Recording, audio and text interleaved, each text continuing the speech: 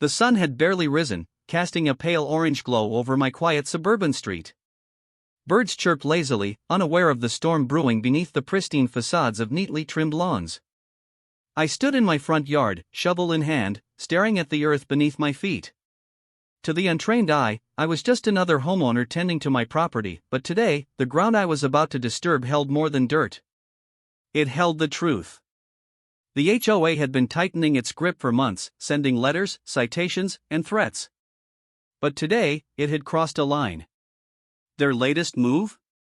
Calling the cops and instructing them to shoot if they resist. The words had burned themselves into my memory, a grotesque mix of authority and cruelty.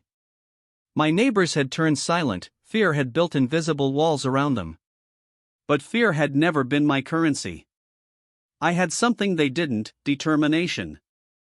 I knelt down, the soil cold and heavy in my hands.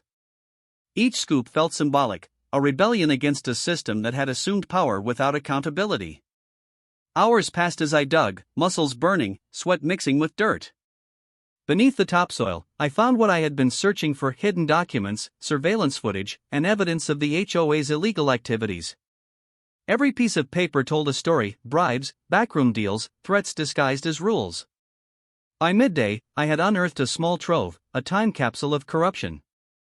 I stacked the documents carefully, my hands trembling, not from fear, but from the weight of what I was about to unleash. Phones were out, cameras rolling, and I called every local media outlet I could find. Within minutes, reporters flooded the street, drawn by the scent of scandal. They photographed the shredded garden, the dirt-streaked hands, the evidence laid bare for the world to see. The cops arrived, tense and cautious, but I stood my ground. I wasn't resisting, I was revealing. And as the cameras clicked, the narrative shifted. The neighbors peeked from behind curtains, whispers filling the air, fear slowly turning into curiosity, then outrage.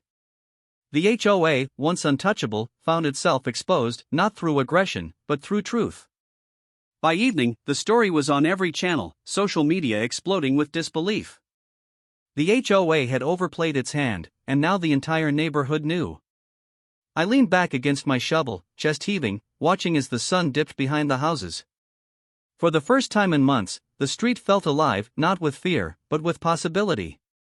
And in the silence that followed, I realized something profound: sometimes, digging up the past is the only way to reclaim the future.